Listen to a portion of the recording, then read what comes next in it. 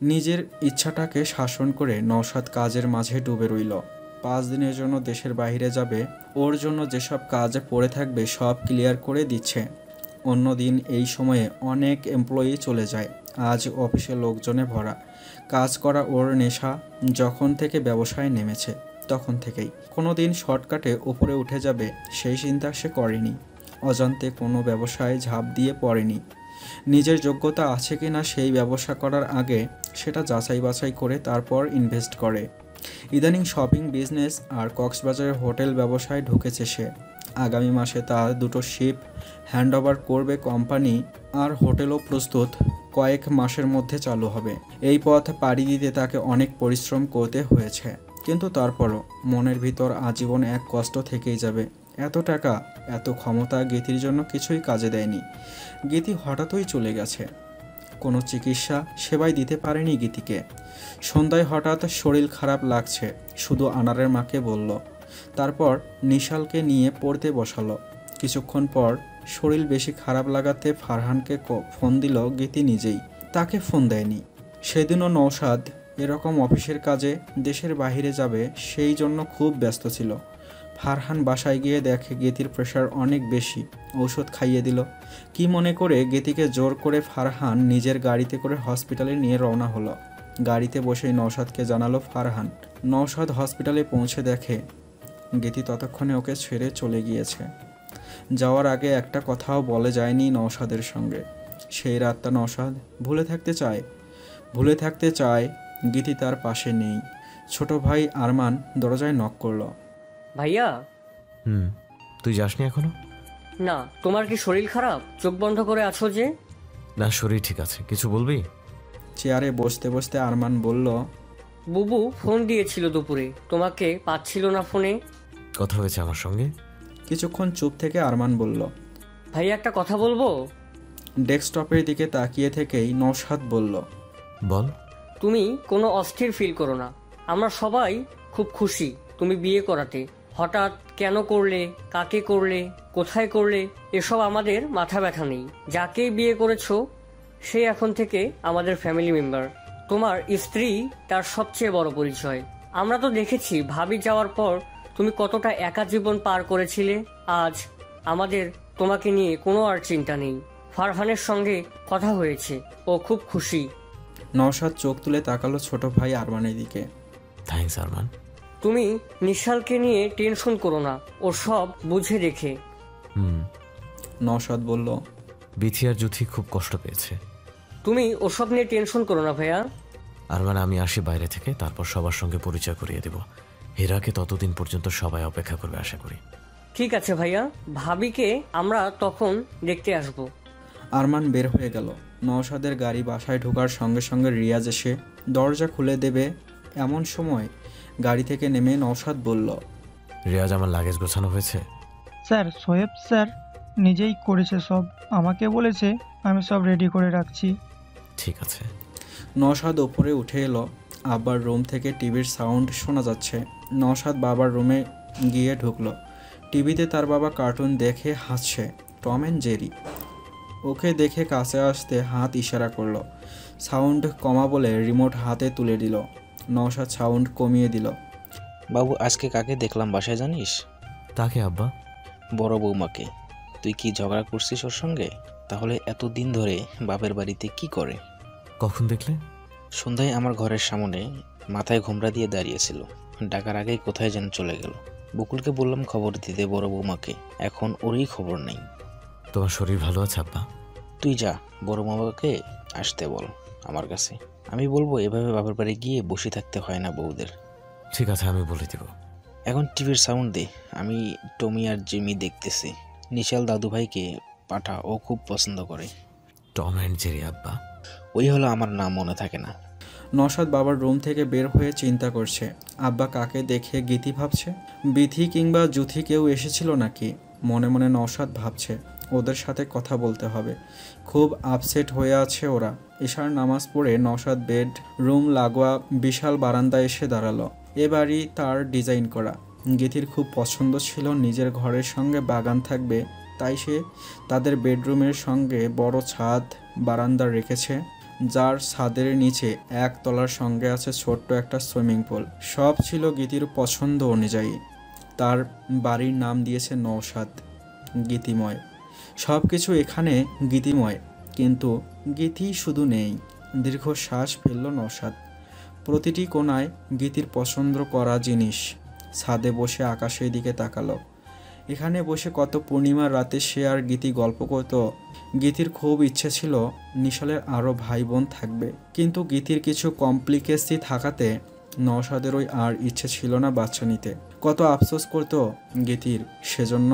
এত বড় একটা বাড়ি, শুধু কাজের লোকজনে ভর্তি, মানুষ মাত্র সে আর তার বৃদ্ধ বাবা। ছেলেটা যদি থাকতো তাহলে হতো। হঠাৎ গেস্ট রুমের বারান্দার দিকে নওশাদের চোখ আটকে গেল। হেরা দাঁড়িয়ে আছে।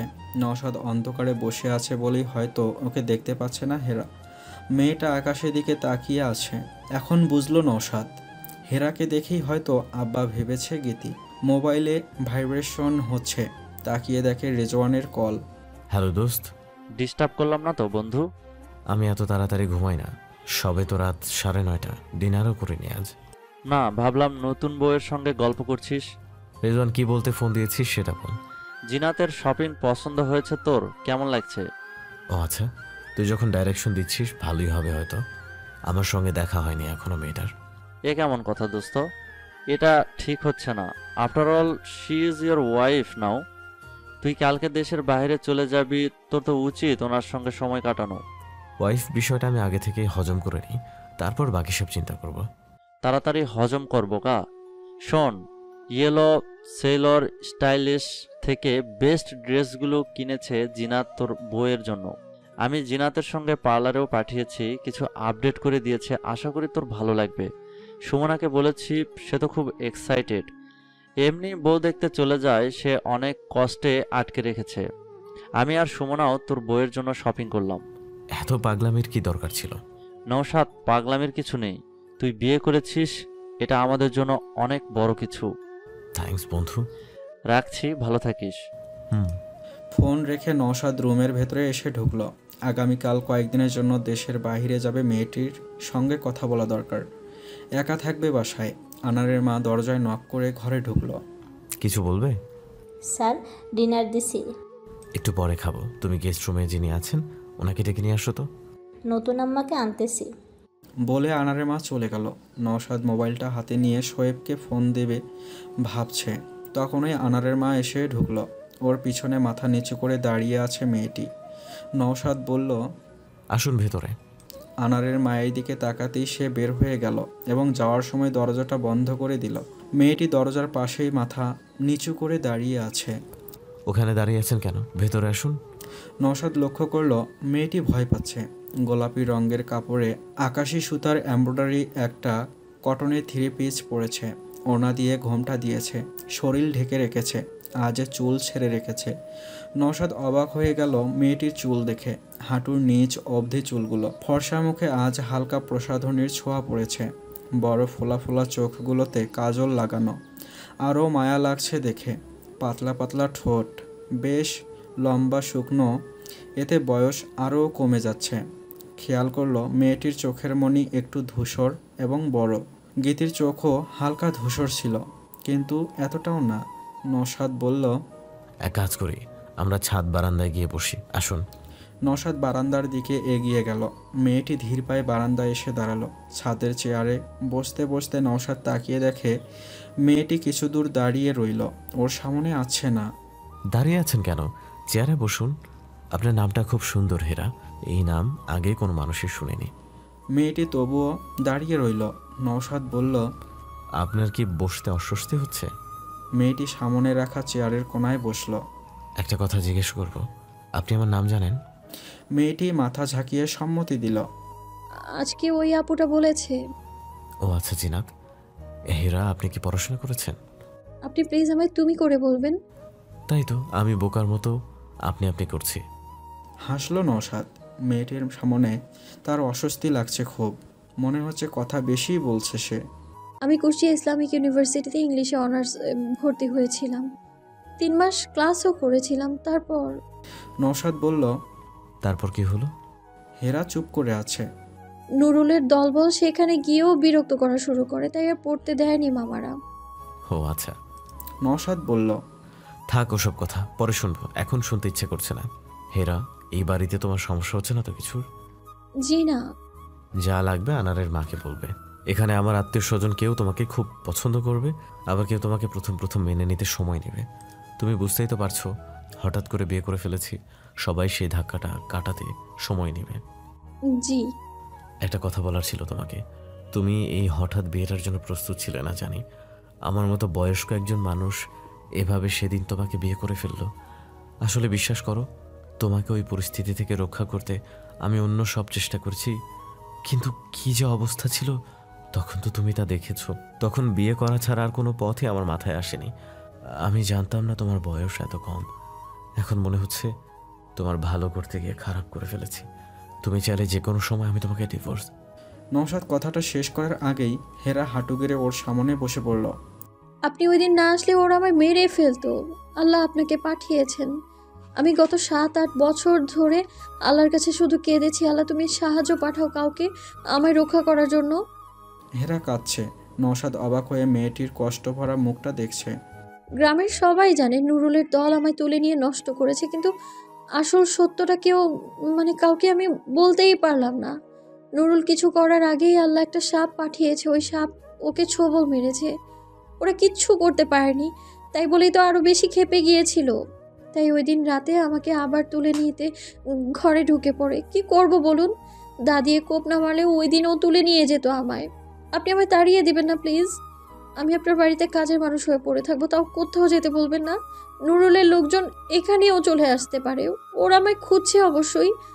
আমার স্ত্রীর অধিকার কোনো দরকার নেই, আপনার কাজের মানুষ হয়ে থাকবো আমি। তবুও আপনার কাছে রাখুন, আল্লাহ আপনাকে পাঠিয়েছে আমার জন্য। আপনি আমার জন্য একজন ফেরেশতা। হেরা দু হাতে জোর করে কেঁদেই যাচ্ছে। ওর মাথার ঘোমটা খুলে পড়ে গেছে। মেয়ে নওশাদ ওর কান্না ভেজা মুখটা মুগ্ধ হয়ে দেখছে। এত কষ্ট এই বাচ্চা বয়সী মেয়েটার মধ্যে। নওশাদ হাত বাড়িয়ে হেরাকে নিচ থেকে টেনে তুলে চেয়ারে বসালো।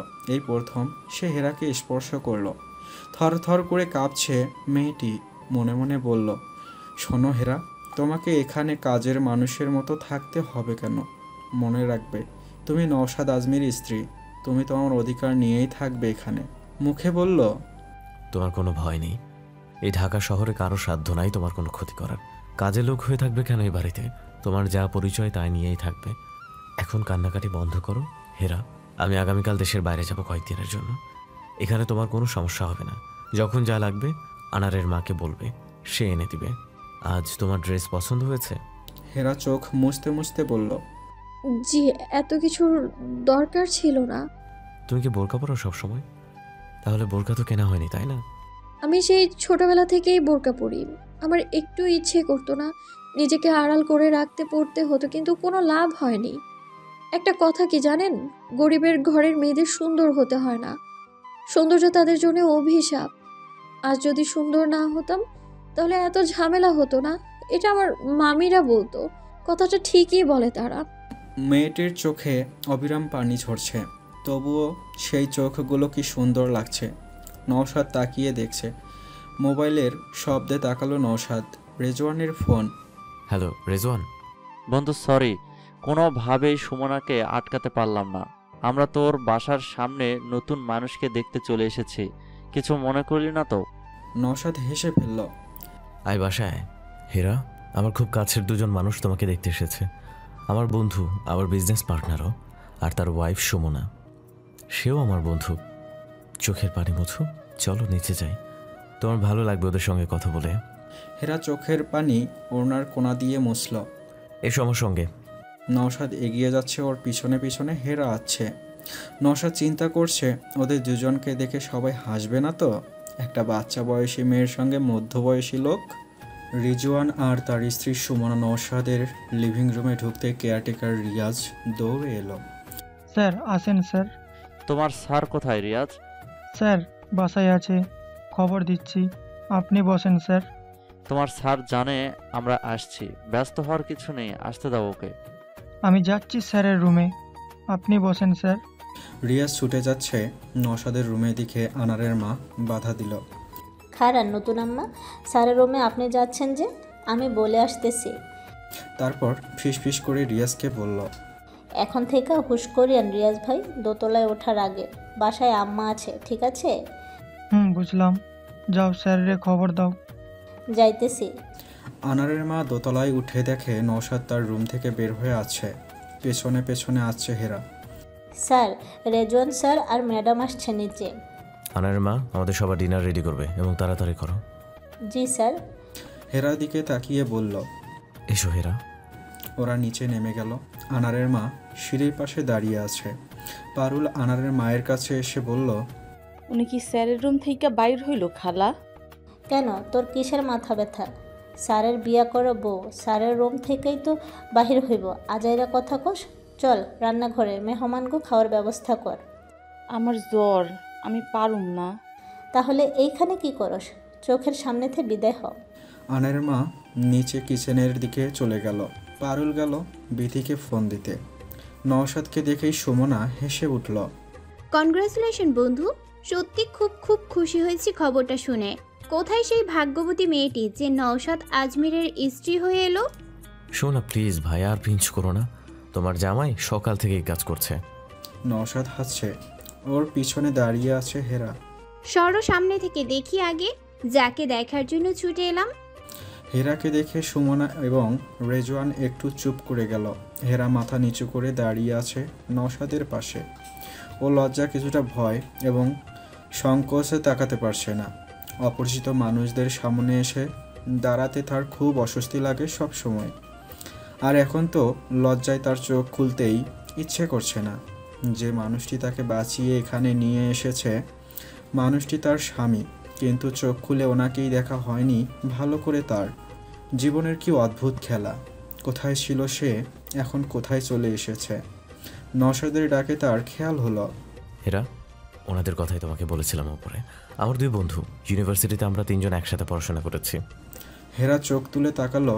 সুমনা অবাক হয়ে বলল, নওশাদ, এ তো দেখি একেবারে হলুদ গোলাপ ফুল, কোথায় পেলে তুমি?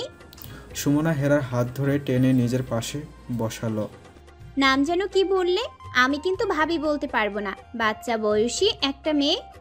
হেরা। খুব সুন্দর নাম। সত্যি নওশাদ, আমি মুগ্ধ হয়ে গেছি তোমার বউ দেখে। রেজওয়ান, তুমি কিছু বলছো না যে? আমি আমার বন্ধুকে দেখছি। তুমি কথাগুলো যখন বলছো সুমনা, তখন নওশাদ ব্লাশ করছে, তাকিয়ে দেখো। সত্যি নওশাদ? সুমনা নওশাদের দিকে তাকালো। আরে না রেজওয়ান, শালা তোর চোখ নষ্ট আর মাথা তো অনেক আগে থেকেই নষ্ট। এখন তো তুমি এটা বলবেই বন্ধু, তোমার সঙ্গে হিসাব পরে হবে আমার। সুমনা হেরার জন্য ঘুরে ঘুরে এত শপিং করলে দিচ্ছ না কেন ওকে? রেজওয়ান বলল, হ্যাঁ তাই তো দিচ্ছি, দাঁড়াও। সুমনা হেরার হাতে শপিং এর ব্যাগগুলো তুলে দিল। তোমার জন্য সামান্য কিছু গিফট। হেরা নওশাদের দিকে তাকালো। নওশাদ চোখে দিয়ে ইশারা করলো নেয়ার জন্য। এই প্রথম সে নওশাদের মুখটা দেখল। ফর্সা, সুন্দর, লম্বা একজন মানুষ, চোখে চশমা পরা। গতকাল থেকে একবারও সাহস হয়নি মানুষটাকে দেখার। মানুষটার সঙ্গে তার বয়সের অনেক ব্যবধান, কিন্তু তার কাছে এই মানুষটা ফেরেশতা তুল্য। তিনি যদি সময় মতো না আসতেন তাহলে তাকে চিনুমিয়া হুজুর লাইলিয়াপার মতো দৌড়া মেরেই ফেলতো। 3 বছর আগে এরকম সালিশে বসিয়ে তাদের গ্রামের লাইলিয়াপাকে দৌড়া মারা হয়েছিল। লাইলিয়াপা 3 দিন পর মারা যায়। তার সামনে বসা মানুষটা কালকে যদি না আসতো সালিশের সময়, তাহলে আজ সে কোথায় থাকতো সে জানে না। তাই তার কাছে এই মানুষটা এখন তার জীবনের রক্ষাকর্তা। হেরা, তুমি তো অনেক সুন্দর। আমি তো প্রথম নজর দেখেই কথা বলতেই পারছিলাম না। সুমনা হেরার হাত ধরে বলল। হেরা মাথা নিচু করে শুনছে। পড়াশোনা কি করেছো? অনার্সে ভর্তি হয়েছিলাম, পড়তে পারিনি। সমস্যা নেই, এখন পড়াশোনা করতে পারবে। সুমনা তাকিয়ে তাকিয়ে শুধু দেখছে হেরার মুখটা। সে রেজওয়ানের কাছ থেকে পুরো ঘটনাটা শুনে এসেছে। খারাপ লাগছে তার, এই বয়সে কত মানসিক শারীরিক অত্যাচার মেয়েটা সহ্য করেছে। সুমনা হেরাকে হাত ধরে টেনে দাঁড় করালো। চলো তোমাকে এই বাসাটা দেখাই হেরা। তারপর নওশাদের দিকে ফিরে বলল, তোমার বউকে নিয়ে ওই দিকে গেলাম নওশাদ। যাও। ওরা উঠে চলে যেতেই রেজওয়ান নওশাদের দিকে তাকিয়ে বলল, সরি বন্ধু, অসময়ে চলে আসছি। তুমি বউয়ের সঙ্গে সময় কাটাচ্ছিলে। রেজওয়ান, দয়া কর আমার উপর। সেরকম কিছু না, শুধু কালকে চলে যাব বলে ওর সঙ্গে কথা বলছিলাম। আমি অন্য কিছু বলেছিলাম নাকি নওশাদ? বিয়ে করতেই মাথায় শুধু ওই জিনিস ঘুরছে তোর। আমি গল্প করার কথাই বলছিলাম। তুই কি বুঝে নিচ্ছিস? তুই জানিস সেন্স অফ হিউমার, তাই না? তোকে আমি চিনি শালা, তুই যে কি বলতে চাইছিস? ফান না নওশাদ, সিরিয়াসলি বলছি। মেয়েটা অনেক বাচ্চা বয়সী একটা মেয়ে। তুই তোর মতো করে গড়ে নে, দেখবি খুব সুখী হবি বন্ধু। এটাই সবচেয়ে বড় সমস্যা, ওর বয়স কম রেজওয়ান। কি হয়েছে এতে? লোকজন, সমাজ, আত্মীয় স্বজন কি ভাবছে? সবাইকে নিয়ে ভাবতে হবে না তোর। তুই তোর ভবিষ্যৎটা নিয়ে চিন্তা কর বন্ধু। অনেক বছর একা ছিলি, তোর একাকিত্বের ভাগ নিতে আসছে কেউ তখন। নওশাদ তাকিয়ে আছে অন্যদিকে। আমি সে কথা ভাবছি না রেজওয়ান, আমি মেয়েটার ভবিষ্যৎটা নিয়ে ভাবছি। আমার বয়সে একটা মানুষের সঙ্গে জীবন কাটানো ওর জন্য ঠিক হবে? মানে তোর মতো একজন ভালো মানুষ পাবে ও জীবনে? তোর বয়স কত? 46। নায়ক সালমান খানের বয়স 53। ওর জন্য 15 বছরের মেয়েরাও পাগল। রেজওয়ান, আমি সালমান খান না। দেখতে কিন্তু সালমান খানের মতো ইয়ংই আছিস এখনো তুই। আমার চুল পেকে গেছে, তোর তো 1 ভাগ চুলও পাকেনি। তুই বুঝতে পারছিস না রেজওয়ান, ওর সাথে আমার বয়সের তফাৎটা একটা সময় বাজে একটা ব্যাপার হয়ে সামনে আসবে।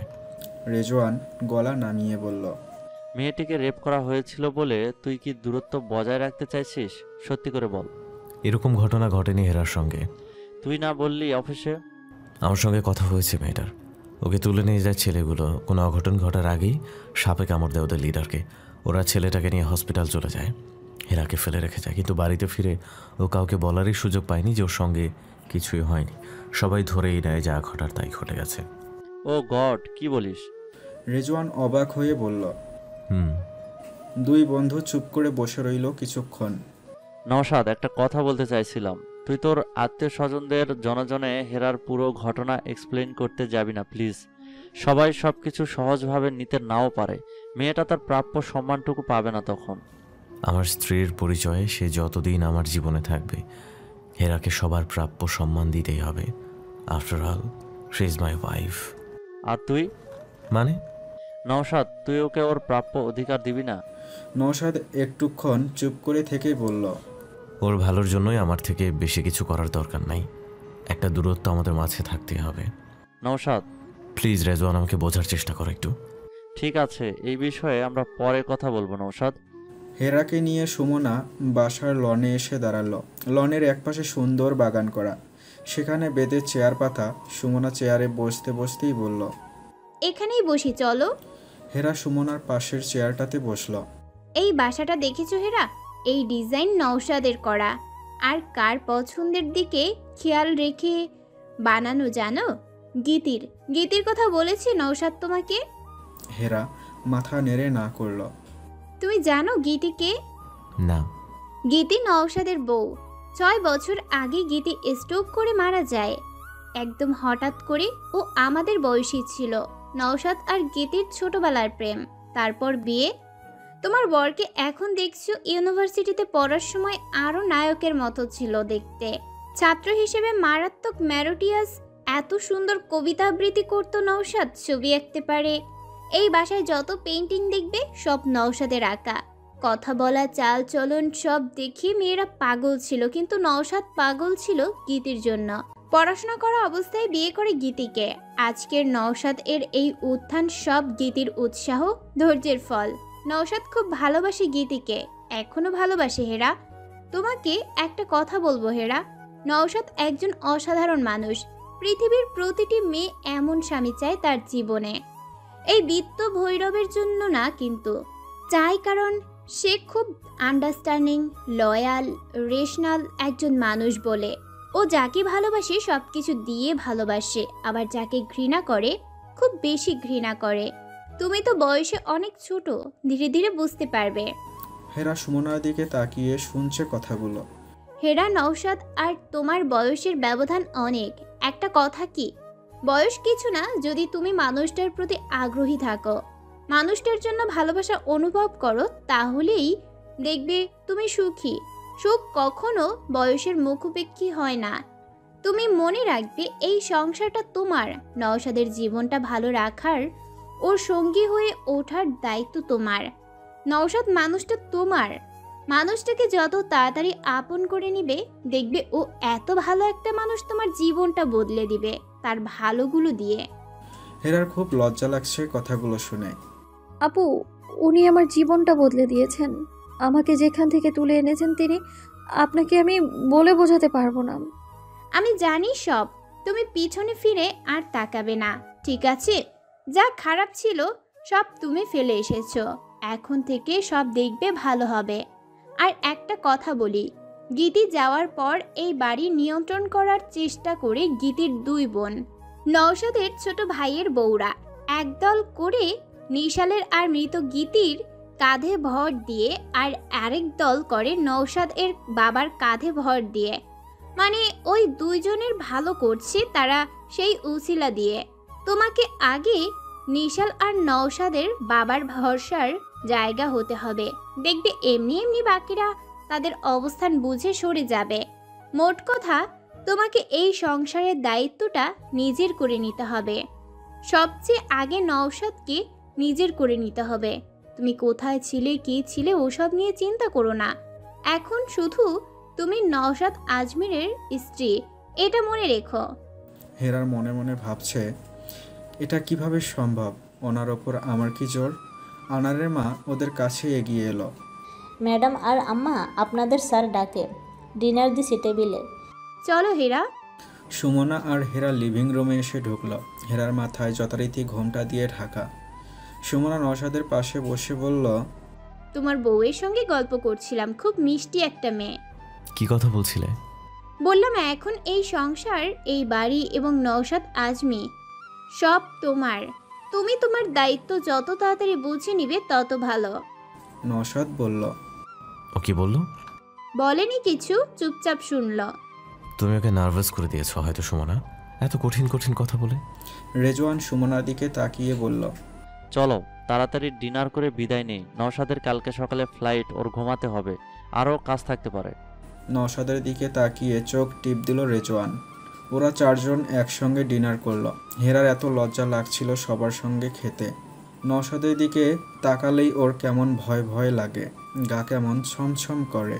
হেরার নামটা উচ্চারণ করার সঙ্গে সঙ্গে ওর দম বন্ধ হয়ে আসে। কিন্তু মানুষটা এত সুন্দর, এত ভালো, কত সুন্দর করে নরম গলায় কথা বলে। বন্ধু আর বন্ধুর বউয়ের দুষ্টমি করা কথাগুলো শুনে লজ্জা পাচ্ছিল। আবার কি দৃঢ়তা নিয়েও কথা বলে। কালকে রাতে কিভাবে সবার সামনে ওর পরিচয়টা দিল। অনেক টাকার মালিক হয়তো, কিন্তু বাড়ির কাজের লোক থেকে শুরু করে বন্ধু সবার সঙ্গে কত ভালো ব্যবহার করে। হেরাকে শুরু থেকে আপনি আপনি করেই কথা বলছে। হেরাকে কেউ কখনো আপনি করে কথা বলেনি। সুমনাকেও হেরার খুব ভালো লেগেছে, খুব আপন মনে হচ্ছে ওনাকে। ওর সঙ্গে ওর নানু ছাড়া কেউ খুব একটা ভালো ব্যবহার তো করেনি কোনো দিন। এখানের মানুষদের ব্যবহার ওকে খুব অবাক করছে। যাওয়ার সময় সুমনা নওশাদ আর হেরার ছবি তুলে দিল। নওশাদ, তোমার মোবাইলটা দাও। কেন? দাও, লক খুলে। নওশাদ সুমনার হাতে ওর মোবাইলটা তুলে দিল। তুমি আর হেরা দাঁড়াও, ছবি তুলে দিচ্ছি। সুমনা, খুব বেশি কি দরকার? পরে বুঝবে কতটা দরকার ছিল নওশাদ আজমি। হেরাকে টেনে সুমনা নওশাদের পাশে দাঁড় করালো। ঘোমটা সরিয়ে তারপর ছবি তুলে দিল।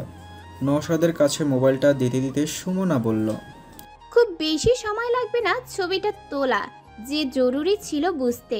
এই ধরো আগামীকাল প্লেনটা টেক অফ করে ঢাকার আকাশে যখনই উঠবে তখনই মনে পড়লো কাউকে রেখে অনেক দূরে চলে যাচ্ছ, তখন এই ছবিটা দেখতে ইচ্ছে করতেই পারে নওশাদ। সত্যি বলছো সুমনা? 100% মিলিয়ে নিও। সুমনা আর নওশাদ গলা নামিয়ে কথাগুলো বলছিল। হাসতে হাসতে নওশাদ বলল, সেরকম কিছুই হবে না সুমনা। হবে হবে। বিয়ে এমন এক জিনিস, পাথরকে গলিয়ে নদী বানিয়ে দেয়। তাই বুঝি? হাসছে শুধু নওশাদ। হেসো না, আমার কথা মিলিয়ে নিও। রেজওয়ান এসে নওশাদের কাছে দাঁড়ালো। তুই ফিরবি কবে? সব মিলিয়ে 5 দিন থাকবো। এই কদিন হেরা এই বাসায় একা থাকতে পারবে? আশা করি অসুবিধা হবে না, বাড়ি ভর্তি লোকজন আর শোয়েব তো আছেই। সুমনা হেরার হাত ধরে বলল, তোমার যে কোনো কিছু লাগলে আমাকে ফোন দিবে। আনার মায়ের কাছে বললেই আমার সঙ্গে ফোনে কথা বলিয়ে দিবে। নওশাদ থাকবে না, এমনকি নওশাদকে কিছু বলতে পারছো না মুখ ফুটে, সোজা আমাকে একটা কল দিবে। আমি কিন্তু নওশাদকে বকতেও পারি। হেরা ঘাড় কাত করলো। নওশাদ, আমি এসে হেরাকে নিয়ে যাব, টেইলার্সের কাছে নিব, যে ড্রেসগুলো এনেছি বানাতে দিতে হবে। ঠিক আছে সুমনা, তোমার যা ইচ্ছা করো হেরাকে নিয়ে। সুমনা হেরাকে জড়িয়ে ধরল। আসি। সুমনা আর রেজওয়ানের গাড়িটা বের হয়ে যাওয়ার পর নওশাদ আর হেরা দাঁড়িয়ে রইল কিছুক্ষণ। কেমন লাগলো ওদের হেরা? ভালো। ওদের এই হাসি খুশি উল্লাসটা আমার খুব ভালো লাগে, বুঝলে? এখন উপরে যাই, চলো। দুজনে উপরে উঠে এলো। তোমার তো আব্বার সঙ্গে দেখা হয়নি হীরা? জি না। চলো, আব্বা জেগে আছে, তোমার সঙ্গে পরিচয় করে দিই। নওশাদ হেরাকে নিয়ে তার আব্বার ঘরে ঢুকলো। ফরহাদ আজমি টিভিতে নিউজ চ্যানেল দেখছেন। নওশাদ আর হেরাকে দেখে চোখ তুলে তাকালেন তিনি। তারপর হেরার দিকে তাকিয়ে বলল, বড় বৌমা, তোমার উপর আমার অনেক রাগ। হেরা একটু ভরকে গেল। নওশাদ ফিস ফিস করে বলল, আব্বা ভেবেছে তুমি গীতি আরা, কিছু মনে করো না। তা কিছু বলার দরকার নেই, উনি আমাকে না হয় তাই ভাবুক। নওশাদ হেরার কথায় অবাক হলো। মেয়েটা পরিস্থিতি সামাল দেওয়ার চেষ্টা করছে। ওর খুব ভালো লাগলো ব্যাপারটা। কি বড় বৌমা, কথা বলছো না কেন? এভাবে তুমি এই বাসাটা কাজের মানুষের কাছে ফেলে আমাকে অসহায়ের মতো ফেলে বাপের বাড়িতে গিয়ে থাকতে পারলে? নওশাদ এগিয়ে এলো। আব্বা আর যাবে না, ঠিক আছে? আর কখনো যাবে না। বুড়ো মানুষ একা থাকি সারাক্ষণ। হেরা এসে পায়ে হাত দিয়ে সালাম করলো শ্বশুরকে। হেরার মাথায় হাত দিয়ে তিনি বললেন, ভালো থাকো। নওশাদ তোমার সঙ্গে ঝগড়া করলে তুমি আমার কাছে এসে বলবে। রাগ করে বাবার বাড়ি যাবে না, এই বাড়ি তোমার। তুমি কেন যাবে? প্রয়োজনে নওশাদকে বের করে দিব। আর বাবু তুই কি রে, বউয়ের সঙ্গে ঝগড়া করিস? আমাকে দেখেছিস তোর মায়ের সঙ্গে ঝগড়া করতে কোনো দিন? নওশাদ হাসছে। আব্বা তুমি রাতের ওষুধ খেয়েছো? খেয়েছি। তাহলে ঘুমাও। আর একটা কথা, আমি এই কদিনের জন্য দেশের বাইরে যাচ্ছি। বৌমা যাচ্ছে তোর সঙ্গে? না, ওইখানেই থাকবে। তুই চিন্তা করিস না, আমি আছি, সবার খেয়াল রাখবো, চিন্তা করিস না। ঠিক আছে আব্বা, তুমি আছো, আমার আবার চিন্তা কিসের? হাসলো নওশাদ। যা এখন ঘুমিয়ে পড়, গিয়ে কালকে অনেক দূর যাবি। নওশাদ বাবার রুম থেকে বের হয়ে বলল, হেরা, আব্বার কথা মনে থাকে না। এক এক সময় এক এক পিরিয়ডে সে স্টে করে। কখনো ভাবে আমি এখন স্টুডেন্ট, কখনো আর একটু বড়। আম্মা মারা গেছে সেই কবে, সেটাও মনে থাকে না। ডাকাডাকি করে আমার নাম ধরে। বয়স হয়েছে। আমি বুঝতে পেরেছি। তুমি কি এখন ঘুমাবে? তা না হলে আমার রুমে আসতে পারো। কথাটা বলেই নওশাদের অবাক লাগলো নিজের ওপর। সে কি হেরার সঙ্গে সময় কাটাতে চাইছে? হেরার সঙ্গটা উপভোগ করছে? পরক্ষণেই মুখ ফিরিয়ে বলল, না থাক, তুমি যাও, রেস্ট নাও, কালকে সকালে যাওয়ার আগে কথা হবে। হেরা গেস্ট রুমে ঢুকে যাওয়ার পর নওশাদ নিজের রুমে ঢুকলো। মনে মনে চিন্তা করছে, মাত্র তো 24 ঘন্টা হলো মেয়েটিকে বিয়ে করেছে সে, যার সঙ্গে তার বয়স মানসিকতার কিছুরই মিল নেই। কিন্তু সে কিভাবে ওর সঙ্গটা চেয়ে বসলো? তাহলে কি ওর ভেতরের একাকিত্বটা চাইছে কেউ একজন আসুক ওর কাছে? এত বছর তো এভাবে কাউকে কাছে পেতে ইচ্ছে করেনি। 6টা বছর তো কম না। ইচ্ছে করলেই তো সে কতভাবেই একাকিত্বটা ঘোচানোর চেষ্টা করতে পারত, কিন্তু কখনো তার মনে হয়নি কারো সঙ্গ খোঁজার। বন্ধুদের বউ থেকে শুরু করে বিজনেস গণ্ডির পরিচিত মিডিয়ার সেলিব্রিটি কত মেয়ে তার দিকে ইঙ্গিত করেছে গত 6 বছরে। কখনো তো মনে হয়নি কাউকে নিয়ে নিভৃতে একটা সন্ধ্যা কোনো রেস্টুরেন্টে বসে কাটাই। অন্য চিন্তা তো অনেকে দূরের ব্যাপার। তার এক ইশারায় কত মেয়েই তার 2 হাতে ধরা দিত, কিন্তু এমন কোনো দুর্বল মুহূর্ত তার জীবনে আসেনি যে সে কারো প্রতি এক বিন্দু আগ্রহী হবে। মনের বা শরীরের কোনো প্রয়োজনেই না। নিজের আশেপাশে এক কঠিন দেয়াল সে তুলে রেখেছে। তবে এই মুহূর্তে তার কি হলো? খুব লজ্জা লাগছে নিজের কাছেই। ঘরের সব আলো নিভিয়ে দিয়ে বিছানায় শুয়ে শুয়ে চিন্তা করছে, এরকম একটা বিয়ে তার কপালে লেখা ছিল। গীতির জায়গায় কাউকে বসাতে পারবে না ভেবেই সে গত 6 বছর পার করেছে। আর আজ একটা কম বয়সী মেয়ের সঙ্গে জীবনটা বেঁধে গেছে। কি হবে এই বিয়ের ভবিষ্যৎ? নওশাদ চোখ বন্ধ করে চিন্তা করতে করতেই ঘুমিয়ে গেল। ফজরের নামাজের পরে নওশাদ অনেকক্ষণ ঘুমালো। অন্যদিন অফিসে যাওয়ার আগে হাঁটাহাঁটি করে আজ রুম থেকে বের হয়নি। শোয়েব নওশাদের রুমের দরজায় নক করেছে। গতকাল তার মায়ের শরীর খারাপ থাকায় সে এই বাসায় ছিল না। নওশাদের লাগেজও গুছিয়ে দিতে পারেনি। এখন তাড়াহুড়ো করে গুছিয়ে দিতে হবে। নওশাদ দরজা খুলে দিল। সরি মামা, আপনার লাগেজ গুছানো হয়নি, এখন গুছাবো। আপনার কি শরীর খারাপ? না, ঠিক আছে। কালকে অনেক রাত পর্যন্ত রেজওয়ানার সুমনা ছিল, তাই ঘুমোতে দেরি হয়ে গেছে। শোয়েব নওশাদের লাগেজ গুছিয়ে দিল। শোয়েব, আমি আজ আর অফিসে যাব না, সোজা এখান থেকে এয়ারপোর্টে যাব। ঠিক আছে মামা। ব্রেকফাস্ট করতে যাই, চলেন মামা। নওশাদ একটা আকাশি পলো টি শার্ট আর নেভি ব্লু ট্রাউজার পরে রুম থেকে বের হয়ে এলো। গেস্ট রুমে দরজার সামনে এসে কিছুক্ষণ দাঁড়ালো, তারপর সোজা সিঁড়ি দিয়ে নিচে নেমে এলো। ডাইনিং টেবিলে শোয়েব অপেক্ষা করছিল। নওশাদ চেয়ারে বসে আনারের মায়ের দিকে তাকিয়ে বলল, তোমার নতুন আম্মা উঠেছে? জি স্যার, ডাকতাম? না থাক, ওর ব্রেকফাস্ট দিয়ে শোরুমে। শোয়েব মনে মনে চাইছিল মামা যাকে বিয়ে করে এনেছে তাকে দেখতে, কিন্তু কালকে অফিস থেকে সোজা তাদের বাসায় চলে গিয়েছিল এবং এখন পর্যন্ত দেখাই হয়নি। অবশ্য এত তাড়াহুড়োরও কিছু নেই, একই বাড়িতে যখন থাকা হচ্ছে দেখা তো হবেই। শোয়েব নওশাদকে বলল, মামা, বিথি আর জ্যোতি খালামণিরা যদি আসে বাসায়? বুঝলাম না। নওশাদ চোখ তুলে শোয়েবের দিকে তাকালো। না মানে আপনার অনুপস্থিতিতে সে যদি ঝামেলা করে মামির সঙ্গে, তাই বলছিলাম। না, এসব করবে না। আর তুমি তো আছোই, ওদের সামলে নিও। জি মামা। শোয়েব, আব্বা এবং হীরা দুজনের খেয়াল রাখতে হবে তোমার। আপনি চিন্তা করবেন না, আমি আছি মামা। নওশাদ খাওয়া শেষ করে উঠে পড়ল। তুমি খাওয়া শেষ করো, আমি রুমে যাচ্ছি। শোয়েব। শোয়েব উঠে দাঁড়ালো। নওশাদ ওপরে নিজের রুমে ঢুকে তার কিছু ঔষধ ব্যাগে ঢুকালো। শোয়েবের কথাটা শুনে একটু চিন্তায় পড়ল বিথি। জ্যোতি হেরার সঙ্গে খারাপ ব্যবহার করবে না তো? হেরা তো কারো ওপর দায় নেই, সে তো জোর করে বিয়েতে বাধ্য করেনি আমাকে। ইনফ্যাক্ট নওশাদকে কেউ বাধ্য করেনি বিয়ে করতে, সে স্বেচ্ছায় হেরাকে বিয়ে করেছে। বিথির সঙ্গে কথা বলা দরকার, কিন্তু যাওয়ার আগে তো সম্ভব হচ্ছে না। এসব নিয়ে যখন ভাবছে, আনারের মা এসে দরজায় দাঁড়ালো তখন। স্যার, আপনার চা। তোমার নতুন আম্মাকে একটু আসতে বলো তো। জি স্যার, বলতেছি। আনারের মা গেস্ট রুমের দিকে ছুটে গেল। নওশাদ চিন্তা করলো হেরাকে একটু বলে যাওয়া ভালো হবে বিথি আর জ্যোতির বিষয়ে। হেরার ভবিষ্যৎটা চিন্তা করতে হবে ওর। হেরা কি চায় সেটা আগে জানতে হবে। বাহির থেকে ফিরে হেরার সঙ্গে কথা বলবে সে। নওশাদের মনটা সকাল থেকেই কেমন ভার হয়ে আছে কেন জানি।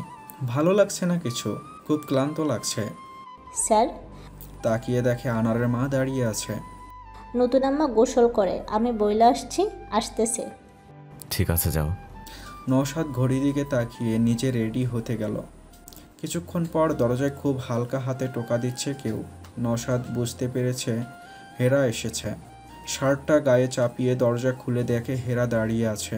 লাল রঙের একটা সালোয়ার কামিজ পরা, মাথায় ওড়নাটা দেয়া, ভেজা চুলগুলো ছাড়া, ফর্সা গোল মুখে ওই দুটো চোখ দেখলেই নওশাদের ভেতরটা কেমন যেন হয়ে ওঠে। সদ্য গোসল করেছে বলেই হেরার মুখটা আরও বেশি স্নিগ্ধতায় ভরা। নওশাদ মুগ্ধ হয়ে দেখছে। ওর মনটা ভালো হয়ে গেল হেরাকে দেখে। শান্ত গলায় বলল, ডেকেছেন আমায়? ও হ্যাঁ, এসো, ভেতরে এসো। হেরা ঘরে ঢুকতেই নওশাদ নিজেই দরজাটা বন্ধ করলো। তোমার গলা ভার কেন? কান্নাকাটি করেছো নাকি? না, আমার একটু ঠান্ডা লেগেছে, তেমন কিছুই না। এসিতে থেকে আমার অভ্যেস নেই তো। খারাপ লাগলে এসি বন্ধ করে দিবে। দাঁড়িয়ে আছে কেন? বসো। হেরা নওশাদের রুমের কর্নারে রাখা সুন্দর কাঠের দুটো চেয়ার আছে, সে একটা চেয়ারে গিয়ে বসলো। নওশাদ আয়নার সামনে দাঁড়িয়ে শার্টের বোতাম লাগাতে লাগাতে আর চোখে হেরাকে খেয়াল করছে। ব্রেকফাস্ট করেছো? জি। হেরা, আমি কিছুক্ষণ পর দেশের বাইরে চলে যাচ্ছি। 5 দিনের মতো থাকবো। আমি ছাড়া বাসায় সবাই আছে, তোমার কোনো অসুবিধা হবে না। কোথায় যাচ্ছেন? বুলগেরিয়া, ইউরোপের একটা দেশ। জানি, ক্যাপিটালের নামটাও খুব সুন্দর। তুমি জানো নামটা? আমি তো জানি না। সোফিয়া। বাহ। ভার্সিটি ভর্তি পরীক্ষার সময় পড়েছিলাম, তারপর প্রাইমারি স্কুলের টিচার চাকরির জন্যও পরীক্ষা দিয়েছিলাম। তখন অনেক কিছু পড়তে হয়েছে। তোমার চাকরি হয়েছিল? নওশাদ অবাক হয়ে বলল, না। হেরা মাথা নিচু করে ফেলল। লিখিত পরীক্ষায় টিকেছিলাম, কিন্তু ভাইবা পরীক্ষা দিতে দেয়নি নুরুল। কেন? নওশাদ হেরার সামনের চেয়ারটাতে এসে বসলো। নুরুল তো কম শিক্ষিত ছিল, সে চায়নি আমি চাকরি করি। ভার্সিটিতে পড়তে গেলাম, প্রথম হলে সিট পাইনি। একটা বাসায় কয়েকজন মেয়ের সঙ্গে সাবলেট থাকতাম। সেই বাসা থেকে ক্লাস করতে যাওয়ার পথে প্রতিদিন ডিস্টার্ব করতো আমায়। বাসায় ঢুকে পড়তে চাইতো জোর করে। বাড়ির মালিক আমাকে বলেন বাসা ছেড়ে দিতে, মামারাও বলল পড়াশোনা বাদ দিতে। আমার তো মতামতের কোনো জোর ছিল না কারো উপর। নানা তার পেনশনের টাকায় আমাকে লেখাপড়া করিয়েছেন। নানার খুব শখ ছিল আমায় পড়াবেন, বিসিএস পরীক্ষা দেওয়াবেন। তোমার কি ইচ্ছে ছিল? চুপ করে রইল হেরা। আগে যা ইচ্ছে ছিল সেগুলো না হয় দেখা যাবে পরে। তুমি আবার পড়াশোনা শুরু করো হেরা। হেরা অবাক হয়ে বলল, কিভাবে? আমার তো ইয়ার লস হয়ে গিয়েছে। নওশাদ বলল, আরে সেসব কোনো ব্যাপার না, তোমাকে একটা প্রাইভেট ইউনিভার্সিটিতে ভর্তি করিয়ে দিই। না না, অনেক টাকার ব্যাপার, লাগবে না। কত টাকার ব্যাপার? 5-10 লাখ? এত টাকা? হেরা চোখ বড় বড় করে তাকালো। নওশাদ হেসে দিল। আমি বুলগেরিয়া থেকে আসি, তোমাকে একটা ভালো ইউনিভার্সিটিতে ভর্তি করে দেব। তুমি পড়াশোনা করবে, ঠিক আছে? কোন সাবজেক্টে পড়তে চাও সেটা তুমি চিন্তা করে রেখো। ভার্সিটিতে পড়তে হলে আমাকে এই বাসার বাইরে যেতে হবে একা। নুরুল আর তার লোকজন ঠিকই আমায় খুঁজে বের করে তুলে নিয়ে যাবে, তখন আমার পড়াশোনার দরকার নেই। হেরা আতঙ্কিত চোখে নওশাদের দিকে তাকিয়ে আছে। নওশাদ হেরার সামনে এসে দাঁড়ালো, তারপর বলল, হেরা, তোমার আমার ক্ষমতা সম্বন্ধে কোনো ধারণাই নেই, তাই ভয় পাচ্ছ এই ঢাকা শহরে শখানেক নুরুল আমিনকে আমি নওশাদ আজমির পকেটে নিয়ে ঘুরি। যে কোনো সময় ইচ্ছে করলে পকেট থেকে পিষে মেরে ফেলতে পারি, কেউ টেরও পাবে না। নওশাদের দিকে অবাক হয়ে তাকালো হেরা। কি তাকিয়ে কি দেখছো? আপনার অনেক টাকা, অনেক ক্ষমতা। নওশাদ হেসে দিল। যাদের টাকা থাকে অটোমেটিক তাদের কাছে ক্ষমতা চলে আসে। আমার অনেক টাকা নেই, তবে আছে কিছু টাকা। আমি তো জানি যাদের অনেক টাকা থাকে তারা অনেক কঠিন মানুষ হয়, বয়স্ক হয়, অনেক খারাপও হয়। আর কি কি হয় হেরা? নওশাদ হাসছে। অনেক গম্ভীর থাকে, মানুষের সঙ্গে খারাপ ব্যবহার করে। আচ্ছা, আমাকে তোমার কেমন মানুষ মনে হচ্ছে? অনেক ভালো মানুষ। হাসি খুশি মানুষ। হেরা গলা নামিয়ে বলল, বয়স্ক মানুষ মনে হচ্ছে না? না। নওশাদের খুব মজা লাগছে হেরার সঙ্গে কথা বলে। মেয়েটার মধ্যে কত সরলতা। বুঝলে হেরা, টাকা দিয়ে মানুষের ভেতরের গুণগুলো পরিমাপ করা যায় না। আমার আজকের এই অর্থবিত্ত অর্জন করতে অনেক পরিশ্রম করতে হয়েছে। এই পরিশ্রম করতে গিয়ে আমি আমার ভেতরের আমিটাকে হারিয়ে যেতে দেইনি। তাই তোমার কাছে মনে হচ্ছে আমি হাসি খুশি মানুষ। আমি আরও হাসি খুশি ছিলাম গীতি আমাকে ছেড়ে চলে যাওয়ার পর। একা হয়ে গেছি। ওনার একটা ছবি দেখাবেন আমায়? শিওর, দেখাচ্ছি, দাঁড়াও। নওশাদ বেড সাইড ড্রয়ার থেকে গীতির ছবির ফ্রেমটা বের করলো। এই যে গীতি। হেরা হাতে নিল ফ্রেমটা, ছবিটা দেখল। আপনার ছেলে দেখতে ওনার মতো, তাই না? পাশে রাখা নিশালের ছবির দিকে তাকিয়ে বলল হেরা। নিশাল মায়ের মতো দেখতে। হেরা ছবিটা ড্রয়ারে ঢুকিয়ে রাখলো। নওশাদ বলল, হেরা, এই বাসায় এতদিন নানান জনের কথা চলেছে। যারা এই কাজ নিজ দায়িত্ব করতো তারা তোমার উপর একটু রাগ থাকবে। তাদের উপর তুমি মন খারাপ করে থেকো না। ওরা সবাই আমার আপনজন। আমি নিজেও ওদের উপর রাগ করে থাকতে পারবো না, কষ্ট দিতে পারবো না। কিন্তু হ্যাঁ, এটাও ঠিক, তুমি এখন আমার পার্ট অফ লাইফ। তোমাকে কেউ কষ্ট দিক সেটাও আমি মেনে নেব না। তোমার যে কোনো সমস্যা হলে সবার আগে আমাকে জানাবে, কেউ কোনো কথা শোনালেও। হেরা মাথা নিচু করে নওশাদের কথাগুলো শুনছে। বিথিকে তো ওই দিন দেখলে, ও একটু রাগী টাইপের, মাথা গরম করে তোমাকে কিছু বলে ফেলতে পারে। আমি খেয়াল রাখছি সেরকম কিছু যেন না হয় কখনো। তারপরও তুমি আমাকে বলবে। ও মেয়ে হিসেবে খুব ভালো, বুঝলে তো। হঠাৎ বিয়ে করেছি তাই একটু শকে আছে। আর কেউ বিয়েটা কিভাবে হলো, কোন পরিস্থিতিতে হলো, তোমার সঙ্গে আমার পরিচয় কিভাবে হলো, কখনো প্রশ্ন করলে বলবে। সবার সব প্রশ্নের উত্তর আমি দিব, আমাকে প্রশ্ন করতে। ঠিক আছে। কিছুক্ষণ চুপ থেকে নওশাদ বলল, তোমাকে একটা কথা জিজ্ঞেস করবো হেরা, তোমার বাবা মা বেঁচে আছে? হেরা মাথা নিচু করে ফেললো আবার। জি, বেঁচে আছে। তাহলে তাদের যে দেখলাম না, স্যার তোমাকে মানুষ করেছেন কেন সেটাও বুঝলাম না। আমার বাবা সিঙ্গাপুর থাকতো। আমার যখন 5 কিংবা 6 বছর বয়স, তখন তিনি কোথায় যেন আরেকটা বিয়ে করে ফেলেন। আমার মা আর আমাকে নানা ভাই নিজের কাছে নিয়ে আসেন। তখন নানা ভাই স্কুলেই পড়তাম আমি। তোমার মা, তিনি কোথায়? আমি যখন ক্লাস 4-এ পড়ি তখন মা আমাকে ফেলে একজনের সঙ্গে পালিয়ে চলে যান। আসলে ওই সংসারে আমায় নিতে চায়নি, আর মামারা আমায় রাখবে কেন, তাই কাউকে না জানিয়ে মা হঠাৎ একদিন চলে গেল। নানা ভাই আর নানু আমায় ফেলতে পারেনি, তাই অনেক কষ্ট করে মামা মামিদের ইচ্ছার বিরুদ্ধে আমায় বড় করেছেন। তারপর যখন ক্লাস 9-এ পড়ি তখন থেকেই শুরু হয় গ্রামের ছেলেদের অত্যাচার। আমি বাড়ি থেকে বেরই হতাম না। যার মা বাবা এইভাবে তাকে ফেলে চলে যায়, তার জীবনে যে কতটা দুর্বিষহ হয় আপনি সেটা কল্পনাও করতে পারবেন না। গ্রামের মহিলারা আমায় নিয়ে সারা জীবন কত হাসি তামাশা করতো। এমনকি আমার 2 মামি সারাক্ষণ উঠতে বসতে মায়ের জন্য কথা শোনাতো আমায়। ঘরে বাইরে কি এক যন্ত্রণার জীবন আমি পার করেছি আমিই জানি, আর নানা ভাই জানে সেটা।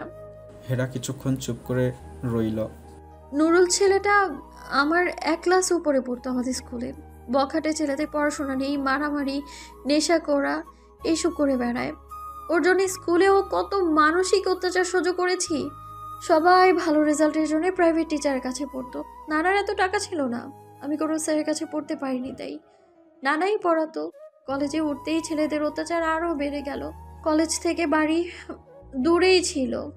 যাওয়া আসার পথে নুরুল দল বল নিয়ে পুরো রাস্তা মোটর সাইকেল নিয়ে পেছনে পেছনে যেত। কোনো মেয়েকেই আমার সঙ্গে কলেজে যেতে দিত না তাদের ফ্যামিলি। একা কলেজে যেতে পারতাম না, কলেজ বন্ধ করলাম, বাসায় বসে পড়তাম। মামিদের সংসারের সব কাজ করে দিতে হতো, তারপর পড়তে বসতে পারতাম। একটা সময় নুরুল সন্ধ্যা হতেই বাসার চালে ঢিল ছোড়া শুরু করলো। গভীর রাত পর্যন্ত একটু পর পর চালে ঢিল ছুটতো, বৃষ্টির মতো ঢিল ছুটতো। কখনো ঘরের পেছনে গিয়ে অদ্ভুত অদ্ভুত আওয়াজ করতো, নাম ধরে ডাকাডাকি করতো। কি যে লজ্জার বিষয় ছিল। চেয়ারম্যান, গ্রামের মাতব্বরদের কাছে বলেও কোনো লাভ হয়নি। তারা নানাকে, মামাদেরকে বলতো মেয়েকে সামলে রাখেন, বিয়ে দিয়ে দেন। মামারা বিয়ে দিতে চাইলো। আমিও ভাবলাম বেঁচেই যাব হয়তো, কিন্তু বিয়ের সম্বন্ধ আসলে তাদের হুমকি ধমকি দিয়ে বিদায় করেছে। আবার খালাতো ভাইয়ের সঙ্গে বিয়ে ঠিক করে চুপি চুপি নানা মামারা। কোথা থেকে যেন শুনলো নুরুল ওই ছেলেকে মেরে পা ভেঙে দিল। খালাতো ভাইটা তাও বিয়ে করতে চাইলো, কিন্তু খালু আর তাদের ফ্যামিলি রাজি হলো না। আমি তো ভয়ে চুপসে থাকতাম। নানা বলতো আল্লাহকে ডাক, একদিন আল্লাহর রহমতে ফেরেশতা পাঠাবেন, সেদিন কোনো নুরুল কিচ্ছু করতে পারবে না দেখিস। আমি রাত ভর তাহাজ্জুদ নামাজ পড়ে কাঁদতাম। কিছুক্ষণ দম নিয়ে হেরা বলল, এইচএসসি পরীক্ষা দিতে পারবো না ভেবেছিলাম। হঠাৎ মোটরসাইকেল চুরির মামলায় নুরুল আর তার লোকজন ধরা খায়। সেই মাসেই আমি পরীক্ষা দিয়ে ফেলি, আর 2 মাস পর জামিন নিয়ে চলে আসে সে। 2টা গোল্ডেন 5 পেয়েও পড়াশোনা করা হলো না আমার। নানা ভাই বলতো পড়াশোনা করলেই মুক্তি পাবি, যা পাবি শুধু পড়বি, বিদ্যা কখনো বিফলে যায় না। আল্লাহকে ডাকতাম, তাই ওরা আমার গায়ে হাত তোলার আগেই আল্লাহ হেফাজত করেছে। কিন্তু কেউ তো বিশ্বাস করলো না। আপনি বিশ্বাস করছেন তো আমায়? হেরা চোখ দিয়ে পানি পড়ছে। নওশাদ হেরার মাথায় হাত রাখলো। আমি তোমাকে বিশ্বাস করছি হেরা, আমি কথা দিচ্ছি তোমাকে, তোমার যত পড়াশোনা করতে ইচ্ছে করবে আমি করাবো। আর ওই নুরুলদের নিয়ে আতঙ্কিত হওয়ার কিছু নাই। আমি আসি, এখানে বসে ওদের আমি টাইট দিব। না থাক, ওরা অনেক ভয়ঙ্কর। পরে আমার জন্য আপনার ক্ষতি করুক, সেটা আমি চাই না। আমার ক্ষতি করার সাহস পাবে না। আমি বললাম না ওদের মতো গুন্ডা আমি পকেটে নিয়ে ঘুরি। ঠিক আছে, তুমি যখন ভার্সিটি যাবে তোমার জন্য আমি পার্সোনাল সিকিউরিটি দেবো যে তোমাকে প্রোটেক্ট করবে, প্রয়োজনে লাইসেন্স করা অস্ত্র নিয়ে। হেসে দিল হেরা। এত কিছু লাগবে না। তুমি নওশাদ আজমির রেসপন্সিবিলিটি, দেখো সে কী করতে পারে তোমার জন্য। নওশাদও হাসছে। মন খারাপ করো না। আচ্ছা, তুমি আসার পর তোমার নানার সঙ্গে কথা বলোনি? তিনি হয়তো চিন্তা করছেন, তুমি একবার কথা বলবে? আজ না, থাক। যখন ইচ্ছা হবে ফোন দিয়ে কথা বলো, ভয়ের কিছু নেই। ঠিক আছে। আপনার গোছানো শেষ? কখন বের হবেন? এই তো আধ ঘন্টার মধ্যে। সুমনা আসতে পারে তোমাকে নিয়ে যেতে, তুমি যেতে পারো, তোমার ভালো লাগবে ওর সঙ্গে। ঠিক আছে। ও আচ্ছা, একটা কথা হেরা, তোমার কিছু লাগলে আনারের মাকে বলবে, কিংবা লিখে দিও, রিয়াজকে এনে দিব। মৃদু গলায় হেরা বলল, আমার একটা জিনিস লাগতো। হ্যাঁ বলো, বলো আমাকে, আমি বলে দিচ্ছি। হেরা চুপ করে রইল। লজ্জা লাগছে ওর চাইতে। কারো কাছে কিছু চাইতে এমনিতেই খুব লজ্জা লাগে ওর, ওনার কাছে চাইতে আরও লজ্জা লাগছে বেশি। চুপচাপ কেন, বলো কি লাগবে। নওশাদ হ্যান্ডব্যাগে প্রয়োজনীয় কিছু জিনিস ভরতে ভরতে তাকালো। আমাকে কাচের বা অন্য যে কোনো ইমিটেশনের একজোড়া চুড়ি এনে দিতে পারবেন? মানে আমার নানু বলতো বিবাহিত মেয়েদের হাত খালি থাকতে হয় না, অমঙ্গল হয় হাজব্যান্ডের। শেষের কথাটুকু বিড়বিড় করে বলল হেরা। নওশাদ অবাক হয়ে তাকালো। হেরা নিজের পায়ের আঙ্গুলের দিকে তাকিয়ে আছে। মেয়েটা লজ্জা পাচ্ছে ওর সামনে, কিন্তু এই লজ্জামাখা মুখটা দেখতে নওশাদের এত ভালো লাগছে, মনে হচ্ছে সময় থেমে যাক ও এই মুখটা অনন্তকাল দেখতে থাকুক। তার মঙ্গল অমঙ্গলের চিন্তা করছে মেয়েটি। অনেক বছর পর কেউ তার জন্য অলংকারে সাজাতে চাইছে। বোকা মেয়ে জানেই না দুটো হাতে চুড়ি কারো ভালো মন্দ আটকাতে থাকে না। ঠিক আছে হেরা, আমি কাউকে বলে দেব। এক কাজ করো, সুমনাকে বলে দিই আমি, ওর সঙ্গে গিয়ে পছন্দ করে কিনে আনো তুমি। না থাক, আপনি আসুন, তারপর আমি যাব না কোথাও। ঠিক আছে, আমি এনে দিতে বলছি।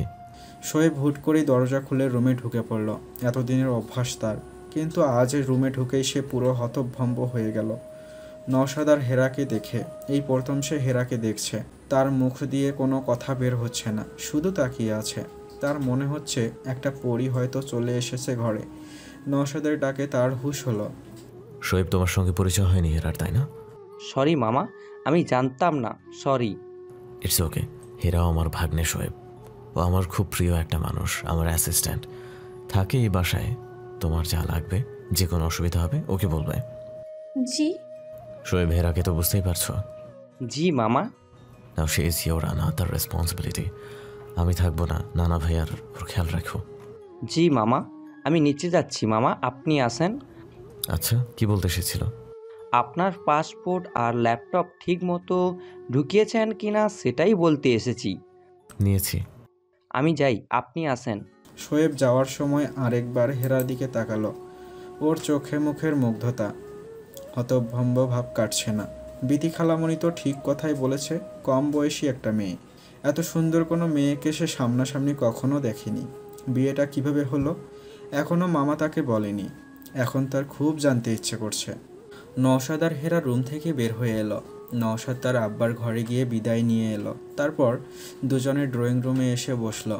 শোয়েব কী সব ফাইল এনে দিল, এগুলো সঙ্গে গুছিয়ে নিল নওশাদ। হেরা সোফায় বসে দেখছে নওশাদকে। নীল শার্ট আর গ্রে কালারের প্যান্ট পরা মানুষটাকে কত সুন্দর লাগছে। কি অদ্ভুত সুন্দর করে কথা বলে সবার সঙ্গে। আজ 3 দিন হয়েছে এই বাড়িতে এসেছে সে, কিন্তু কারো সঙ্গে একটু উঁচু গলায় কথা বলতে দেখেনি। সেদিন বিথি নামের মানুষটা এত রাগারাগি করলো, কিন্তু এই মানুষটা একটুও বিচলিত হলো না। হেরার সঙ্গে কত সুন্দর করে ব্যবহার করে। যত দেখছে মানুষটাকে তত সে মুগ্ধ হচ্ছে। হেরা তার বিবাহিতা স্ত্রী, ইচ্ছে করলেই হেরাকে সে নিজের অধিকার দিয়ে দখল করে নিতে পারে। হেরার বাধা দেওয়ার কোনো অধিকার বা উপায়ও নেই, কিন্তু না, তিনি একবারও সেরকম চোখে তাকাচ্ছে না। হেরার কাছে অদ্ভুত লাগছে ব্যাপারটা। সারা জীবন তো 1-2 ছাড়া সব পুরুষই দেখলো যারা চোখের দৃষ্টি দিয়ে গিলে ফেলতে চেয়েছে তাকে, কিন্তু এই মানুষটা তো তাকে শুধু অবাক না, মুগ্ধ করে দিচ্ছে। নওশাদ একবার চোখ তুলে ওর দিকে তাকালো। লজ্জা পেয়ে হেরা চোখ নামিয়ে ফেললো সঙ্গে সঙ্গে। পারুল চায়ের ট্রে নিয়ে এসে পাশে দাঁড়ালো। 4 দিন জ্বরে ভুগে আজ সে একটু ঠিক হয়েছে। নওশাদ চায়ের কাপ হাতে তুলে নিয়ে হেরার দিকে তাকালো। হেরাকে পারুল কাপ তুলে দিল। সে মুগ্ধ হয়ে দেখছে হেরাকে। তার কাছে মনে হচ্ছে সিনেমার নায়িকাদের মতো সুন্দর একটা মানুষ তার সামনে। স্যার যেমন সুন্দর, ওনার বউটাও অনেক সুন্দর হয়েছে। হুদাই বিথি খালা আম্মা এই মানুষটার পিছে লেগেছে।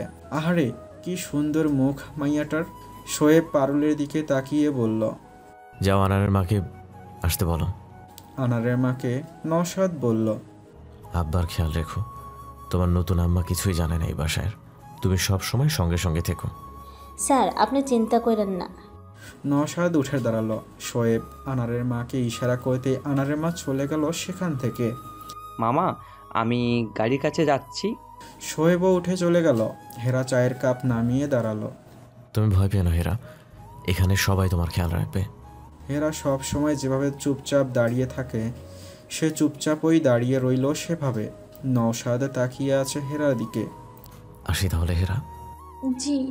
হেরার খুব বলতে ইচ্ছে করছে সাবধানে থাকবেন, কিন্তু তার গলা দিয়ে কোনো আওয়াজ বের হলো না।